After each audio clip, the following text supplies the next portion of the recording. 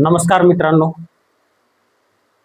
महाराष्ट्रामध्ये सहाय्यक प्राध्यापक होण्यासाठी जी परीक्षा घेतली जाते म्हणजेच सेट, महाराष्ट्र सेट, त्या परीक्षेच्या अनुषंगाने त्या परीक्षेमध्ये दोन पेपर असतात. पेपर 1 जनरल आणि पेपर 2 हा आपल्या विषयाचा असतो. तर आपण आपल्या विषयाचा राज्यशास्त्र या विषयाच्या अनुषंगाने आज आपण सिलेबस पाहणार आहोत. तर प्रथमतः तर पेपर 2 मध्ये एकूण 10 युनिट असतात. 10 युनिट मध्ये आपण जे पहिले युनिट आहे राजकीय सिद्धांत, म्हणजे त्याला आपण पॉलिटिकल थिअरी पण म्हणतो. यामध्ये पॉलिटिकल थिअरी मध्ये राजकीय परंपरा आणि राजकीय संकल्पना असे दोन घटक वेगवेगळे आहेत. या घटकामध्ये आपण प्रथमतः तर राजकीय परंपरेबद्दल आपण थोडक्यामध्ये विचार करणार आहोत. त्याच्यानंतर राजकीय संकल्पने, त्याच्यामध्ये जे घटक आहेत त्यांच्या अनुषंगाने चर्चा करणार आहोत थोडक्यामध्ये, म्हणजे सिलेबसच पाहायचे आहे आपल्याला.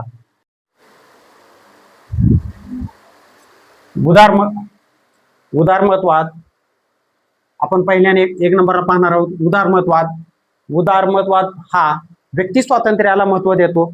मुक्त बाजार असावा, मर्यादित राज्य असावे. यामध्ये जॉन लॉक यांचं विशेषतः योगदान आपल्याला पाहता येतं. त्याच्यानंतर रूढिवाद यामध्ये परंपरा, स्थैर्य, नैतिक मूल्ये, गतिमान बदलांना प्राधान्य, क्रांतिकारक बदलांना विरोध, समाजातील ज्या जुन्या रीती रिवाज, परंपरा किंवा धार्मिक संस्था जपण्यावर भर देत असतो. यामध्ये विशेषतः एडनबर्ग हा विचारवंत यांचं मोलाचं योगदान आहे. त्याच्यानंतर समाजवाद या घटकामध्ये समाजामधील जे संपत्ती आहे त्या संपत्तीचं समान वाटप झालेलं पाहिजे. समाजामध्ये न्याय आणि राज्यकारभारामध्ये सर्वांचा सहभाग चांगल्या पद्धतीने असावा, असं हे समाजवाद या संकल्पनेमध्ये महत्वाचं आहे. त्याच्यामध्ये या समाजवादाच्या संकल्पनेमध्ये सर्वात जास्त प्रभाव हा कार्ल मार्क्स यांचा येतो. त्याच्यानंतर मार्क्सवादाचा जनक हा कार्ल मार्क्स यांना संबोधलं जातं किंवा म्हटलं जातं.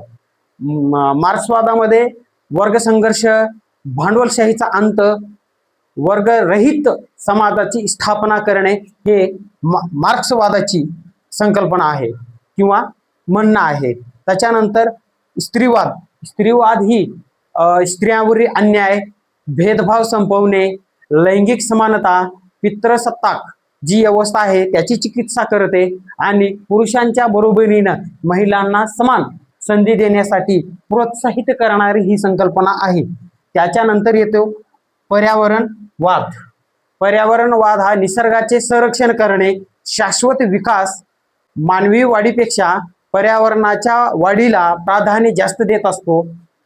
म्हणून पर्यावरणवाद हा आजच्या घडीला सगळ्यात महत्वाचा घटक आहे. आणि बहुसांस्कृतिकता या घटकावर प्रश्न येत आहेत. आणि त्याच्यानंतर उत्तर आधुनिकता या दोन्ही घटकावर प्रश्न वारंवार विचारले जात आहेत. तर त्याच्यामध्ये बहुसांस्कृतिकता विविध संस्कृती, धर्म, भाषा यांचा आदर आणि एकत्र राहण्यासाठी धोरणे करते. त्याच्यानंतर येते उत्तर आधुनिकता. जे मोठे सिद्धांत आहेत त्यांना नाकारणे, विविधता, सापेक्षता आणि सत्तेची चिकित्सा करणे याला महत्व करते किंवा महत्व देते. त्यानंतर राजकीय सिद्धांतामधला राजकीय परंपरा हे जे घटक पाहिलेले आहेत. याच्यानंतर आता आपण संकल्पना ज्या आहेत त्याच्या अनुषंगाने आपण विचार करणार आहोत. स्वातंत्र्य म्हणजे व्यक्तीला राज्य किंवा इतरांकडून अडथळे नसतात. व्यक्तीला राज्य किंवा इतरांकडून अडथळे नसतात आणि ते स्वतंत्रपणे विचार, बोलणे, कृती करणे अशा पद्धतीनं त्यांना इत्यादी पद्धतीने स्वातंत्र्य असते, म्हणून हे स्वातंत्र्य असते. त्याच्यानंतर समता किंवा समानता म्हणतो आपण त्याला. सर्वांना कायद्यापुढे संधीमध्ये आणि हक्कांमध्ये भेदभाव न करता समान वागणूक देणे म्हणजे समानता होय. म्हणजे एखादा व्यक्ती एखादा अपंग व्यक्ती असेल, कायद्यापुढे सर्व समान व्यक्ती आहेत, कोणताही भेदभाव न बाळगता, याच्यामुळे म्हणून ते समानता आहे. त्याच्यानंतर न्याय, प्रत्येकाला त्याच्या योग्यतेच्या आणि गरजेनुसार योग्य वाटप, जसे संसाधने आणि हक्क असतील असे प्रत्येकाला मिळालेले पाहिजेत. या न्याय या संकल्पनेमध्ये क्लिअर होत असतात. अधिकार हे व्यक्तीला जन्मजात मिळालेले असतात, संरक्षित असतात म्हणू शकतो. मग त्याच्यामध्ये हक्क असतील, बोलण्याचा अधिकार असेल, शिक्षणाचा अधिकार असेल किंवा जीवन जगण्याचा अधिकार असेल, इत्यादी हे जे अधिकार आहेत ते अधिकार व्यक्तीला जन्मजात मिळत असतात, ह्या घटकामधून क्लिअर होत असतात. त्याच्यानंतर जर आपण अधिकाराच्या अनुषंगाने जर पाहिलं तर 2025 मध्ये सर्वप्रथम सन्मानाने मरण्याचा अधिकार 2025 ला कर्नाटक या राज्यामध्ये सर्वप्रथम तिथं लागू झाला होता किंवा त्या राज्याने पास केला होता कायदा. आता अलीकडे का आपल्याला न्यूज मध्ये कळाली होती की स्वतःहून सन्मानाने मरण्याचा अधिकार, त्याला दीर्घकाळ आजारामुळे पुढे जावं लागत होतं, त्यामुळं सन्मानाने मरण्याचा अधिकार सुद्धा देण्यात आलेला होता. तर त्याच्या अनुषंगाने त्या अधिकाराच्या घटकाच्या वेळेस आपण पूर्ण संकल्पनेच्या अनुषंगाने आपण पूर्ण त्याच्यामध्ये अधिकार, कोणते अधिकार, काय काय अधिकार असतात, काय नाही, ते सर्व पाहूया. लोकशाही म्हणल्याच्या नंतर जे आज आपण वावरतो, मतदान करतो, प्रतिनिधी निवडतो, या पद्धतीने लोकशाहीमध्ये त्याचा अंतर्भूत होतो. त्याच्या अनुषंगाने या लोकशाहीमध्ये प्रत्यक्ष लोकशाही, अप्रत्यक्ष लोकशाही, संसदीय लोकशाही, अध्यक्षीय लोकशाही इत्यादी त्या घटकामध्ये नमूद होतात. मतदान करण्याचा अधिकार असेल, प्रतिनिधी निवडण्याचा अधिकार असेल किंवा त्या निवडणुकीमध्ये सहभागी होणे, यालाच आपण लोकशाहीच्या अनुषंगाने त्यामध्ये घटकामध्ये नमूद करू शकतो आपण थोडक्यामध्ये.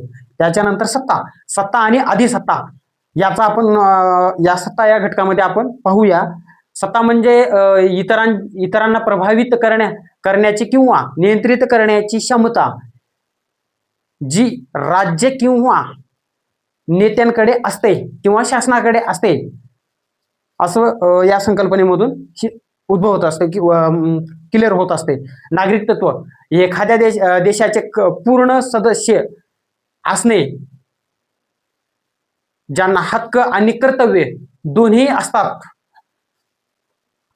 ते नागरिकत्व. एखाद्या देशाचं नागरिकत्व आपल्याला स्वीकारायचं जर असेल तर त्या देशामध्ये आपला एकतर जन्म झालेला पाहिजे किंवा आपल्या आईवडिलांचा काहीतरी वंशज असला पाहिजे. अशा पद्धतीनं हे नागरिकत्वामध्ये येतं आपल्याला, म्हणजे आपण सिटिझनशिप म्हणतो आपण.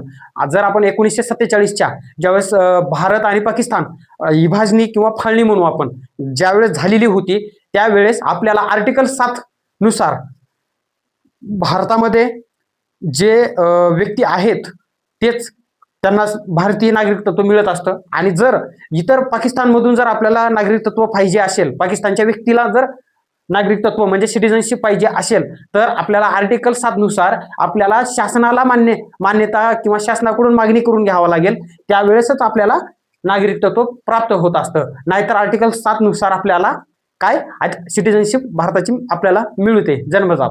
त्याच्यानंतर अशा पद्धतीने राजकीय सिद्धांत, यामधील राजकीय परंपरा आणि संकल्पना, या दोन्ही घटकांचा आपण सविस्तर थोडक्यामध्ये पाहण्याचा प्रयत्न केलेला आहे. त्याच्यानंतर इथंच आपण न थांबता आपण याच्यानंतरही पुढे प्रत्येक घटकावाईस आपण याच्यामधील प्रत्येक घटक कशा पद्धतीने परीक्षेच्या दृष्टिकोनाने चांगल्या पद्धतीने अभ्यासाला घेता येईल आणि त्याच्यातून आपल्याला चांगले मार्क मिळवता येईल, या अनुषंगाने आपण प्रयत्न करणार आहोत. त्याच्यानंतर पुढच्या वेळेस आपण उदारमतवाद हा प्रथम घटक पाहणार आहोत पुढच्या लेक्चरमध्ये. तसेच त्याच अनुषंगाने विथ जस्टिस फॉर जस्टिस हे एक लॉचं चॅनल आहे. तर एक आपले सहकारी मित्र आहेत, प्राध्यापक आहेत, त्यांचा एक चॅनल आहे. आपण आपल्या भारतीय राज्यघटनेच्या अनुषंगाने त्यांच्याही या चॅनलमधून मदत आपल्याला मिळू शकते किंवा होऊ शकते. त्यामुळे त्यांच्याही चॅनलला तुम्ही सबस्क्राईब करावं अशी माझी प्रामाणिक इच्छा आहे. विथ जस्टिस फॉर जस्टिस असं त्यांच्या चॅनलचं नाव आहे. सबस्क्राईब करा. येणाऱ्या काळामध्ये आम्हीही कोलॅबोरेशनमध्ये व्हिडिओ टाकणार आहे.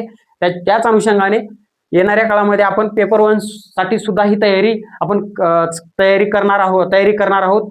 याने म्हणजे पेपर 1 साठी सुद्धा आपण आपल्या युट्यूबच्या माध्यमातून क्लास होणार आहेत.